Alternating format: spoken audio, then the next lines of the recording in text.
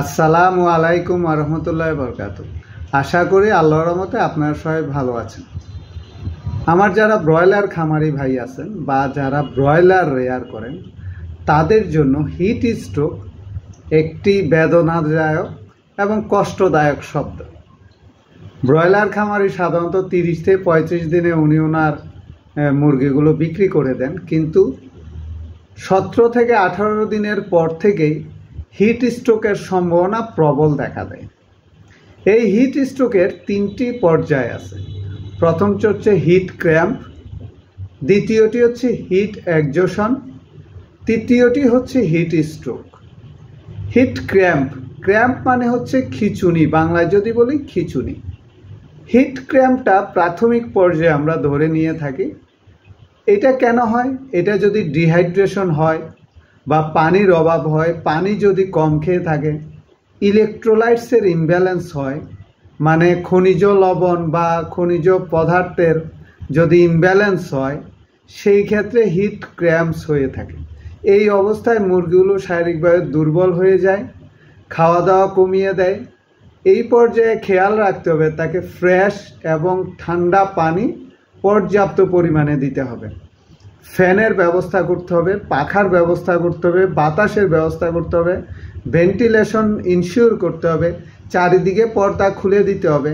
আপনারা ceiling fan ব্যবহার করতে পারেন, স্ট্যান্ড ফ্যান ব্যবহার করতে পারেন, কেউ কোনো খামারি ভাই আছে উপরে ঝর্ণা ব্যবহার করে। সো হিট ক্র্যাম্পটা হচ্ছে খিঁচুনি যেটাকে আমরা বলি, বা প্রাথমিক অবস্থায় বডি টেম্পারেচার একটু বেড়ে যাবে।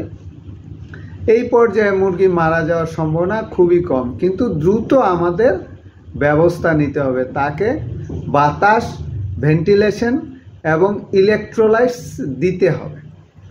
দ্বিতীয় পর্যায়ে হচ্ছে হিট এক্সজশন। এক্সজশন মানে হচ্ছে অবসাদ বা ক্লান্তি। আমরা মানুষের ক্ষেত্রে যেটা চিন্তা করি, অনেক সময় দেখবেন প্রচণ্ড রোদে কেউ যখন রোদ থেকে আসে তার চেহারাটা অত্যধিক লাল হয়ে যায় বা একটা রেডিশ বর্ণ ধারণ করে। হিট এক্সজশন, এই পর্যায়কে আমরা হিট এক্সজশন বলবো। মোরগের ক্ষেত্রেও দেখা যাবে বডি টেম্পারেচার অত্যধিক বেড়ে যাবে। আপনি যখন ধরবেন, তাকে যখন ধরবেন দেখবেন চামড়াটা গরম হয়ে গেছে বা বডি থেকে অত্যধিক তাপমাত্রা বের হচ্ছে বা ধরে গরম অনুভব করবেন। এই পর্যায়েও আপনি যথাযথ ঠান্ডা পানি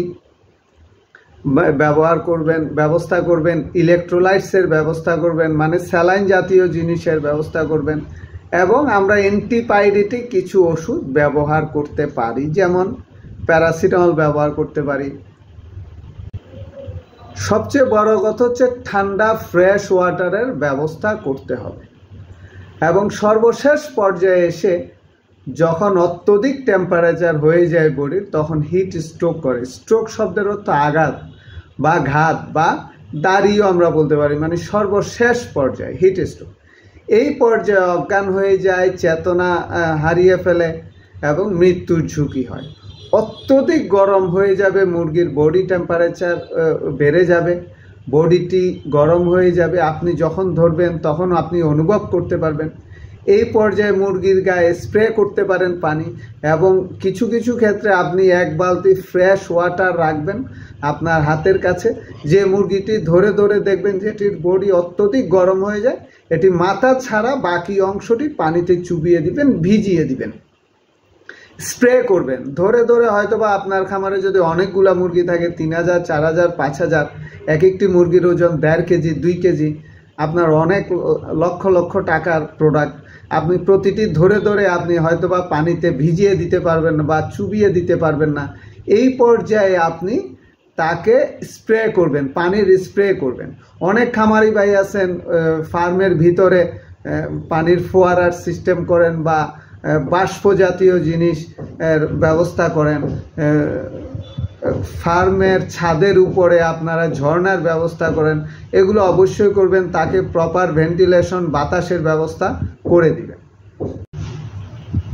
হিট স্ট্রোক এই পর্যায়ে আপনারা PK5 একটি ওষুধ আছে স্কেপ ফার্মাসিউটিক্যালসের, কার্প্রোফেন বা রেনাস্পিরিন বিকক্স, রেনাস্পিরিন রেনেটার, বিকক্স হচ্ছে স্কোয়ারের, কার্বাসেলেট সোডিয়াম উইথ অ্যাসকর্বিক অ্যাসিড, এগুলো ব্যবহার করতে পারেন। পাইরালজিন ব্যবহার করতে পারেন বা ফার্স্ট বেড, যেটির উপাদান হচ্ছে প্যারাসিটামল, এবং অবশ্যই ফ্রেশ ওয়াটার, ঠান্ডা ওয়াটার এবং ইলেকট্রোলাইটস, স্যালাইন, ভিটামিন সি, এই জাতীয় জিনিসগুলো অবশ্যই ব্যবহার করবেন।